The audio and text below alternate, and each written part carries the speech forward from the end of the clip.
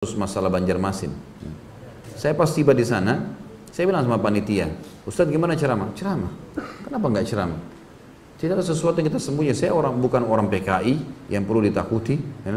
Atau saya mengajak orang untuk kafir. Kita mengajak kalau Allah, kalau Rasul. Ceramah saya semua hampir 600 judul ada di YouTube, bisa ditonton sama semua orang, bisa dinilai. Semua rujukan kita, kajian kitab Minhajul Muslim, kajian Riyadhus Shalihin, kajian tentang Nawaqidul Iman, buku-bukunya ada semua. Referensinya jelas. Dan saya sangat terbuka, kalau ada sesuatu yang salah nasihati silahkan.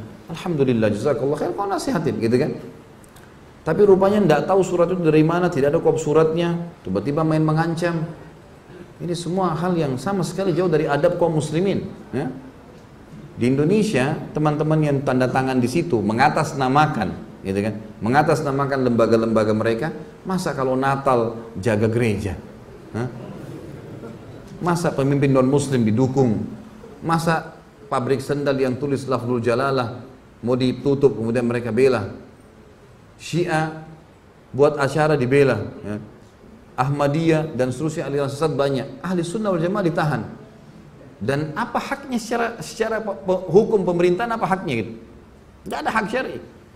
Kalau yang tahan mungkin aparat pemerintah, resmi, militer pemerintah mungkin. Ini enggak sama sekali. Dari mana ini? Gitu kan? Tapi saya lihat subhanallah pada saat itu sudah terlalu banyak ya. Itu kemarin masa yang datang untuk hadir taklim saja, kalau dihitung-hitung bisa 10.000 kali lebih. Ya. Ada yang sudah nginep berapa hari dari Palangkaraya, dari mana-mana segala macam. Kemudian juga ada yang sudah nginep sampai 2 hari di situ. Akhirnya di tempat yang saya nginep, jazakallah khair Pak Haji yang undang itu, ngumpul semua ikhwah. Masjid tahu tidak datang, saya ditahu di sini datang semua. Akhirnya terpaksa saya buatin taklim di rumah. Tapi apa jawaban saya teman-teman sekalian? Saya bilang ikhwani. Dan itu betul juga ada akhwat. Kita harus tahu satu hal. Tidak ada dalam agama itu tidak ada cobaan. Ada cobaan. Dalam dakwah ada cobaan, dalam makan ada cobaan. Ada cobaan. Kita anggap ini ada saudara-saudara kita muslim yang tidak ngerti apa-apa tentang keadaan, belum kenal saya, belum tahu, main langsung vonis, apalagi ditulis Khalid Basalamah pemecah umat ini. Apa yang pemecah umat? Apa yang saya pecahin? Hah? Kalau saya disuruh pecahin telurnya mungkin iya saya pecahin telurnya supaya makan gitu. Nah, apa yang dipecahin gitu? Ya. Jadi akhirnya ditulislah hal-hal yang tidak benar. Saya bilang jangan balas kebodohan dengan kebodohan. Ingat, saya minta antum dengan tenang, ribuan orang pulang, jangan buat keributan, jangan balas kebodohan dengan kebodohan. Sudah selesai, nggak masalah. Saya pun akan balik ke Jakarta, gitu kan. Jangan jadikan sebagai sebuah masalah. Ini cobaan. Nabi SAW bahkan dilempari batu di kota Taif. Gitu. Sabar beliau berdakwah, sudahlah. Ya, tidak ada sesuatu yang perlu kita khawatirkan. Jangan balas keterburukan akhlak kecuali dengan kebijaksanaan. Harus begitu, kedewasaan.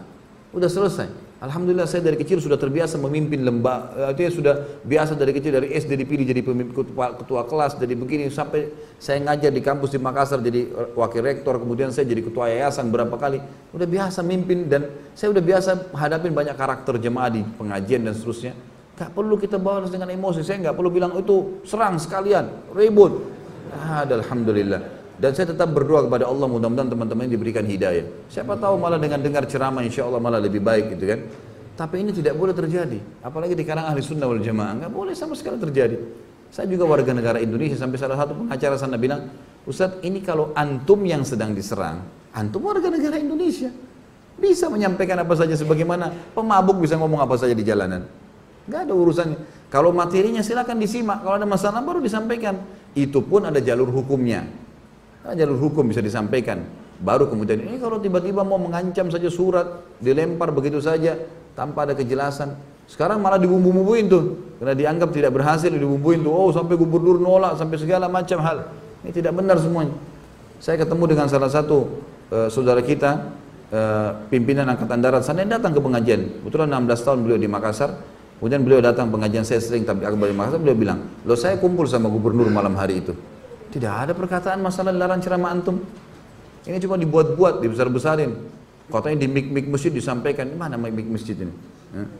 Ini terlalu dibesar-besarin. Allahu a'lam. Saya juga hadir di masjid. Sempat di masjid Muhammad Hasanuddin memang disampaikan. Kalau ceramah Ustaz Khalid ini tidak diminta disampaikan gitu kan. Tapi waktu saya tanya orang-orang, betul nggak gubernur bilang? Enggak benar. Itu dari pendapatnya dia pribadi menyampaikan gitu kan. Dan ternyata bersama dengan teman-teman ini kan gitu. Tapi nggak masalah lah. Ini Allah Subhanahu wa taala akan memenangkan agamanya, kan? Yang jelas tidak ada sembunyi. Alhamdulillah sampai jadwal ceramah saya di Jakarta ada alamatnya. Ada kontak personnya, nggak ada yang saya sembunyikan. Ceramah semua diupload di YouTube. Antum rekam nih bebas, nggak ada yang larang. Ada yang salah, akhi nasihatin saudara muslim, ya. Tapi mencegal ceramah, sementara gereja yang jelas Nasrani dibendung, dilindungi. Gimana akal sehatnya nih? Kan begitu. Tapi ini semua adalah emosi sebelaka yang tidak ada hasilnya sama sekali. Dan ini berbahaya teman-teman sekalian. Terlepas daripada saya, saudara muslim yang disakiti atau dihina atau sampai apa, ini berbahaya pada hari kiamat. Bagaimana kalau ketemu hari kiamat nih? Hah?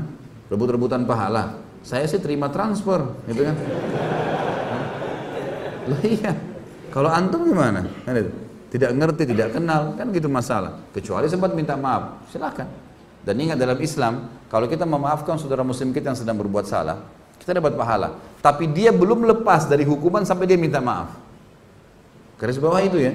Makanya dalam Islam kalau ada yang ghibah, ada yang fitnah kita maafin, itu sudah pahala buat kita. Itu perintah agama. Tapi selama dia tidak minta maaf, dia tidak lepas dari hukuman. Karena hukum syar'i memerintahkan dia minta maaf dulu. Kita memaafkan ibadah bagi kita. Wal afina 'anil nas. Allah.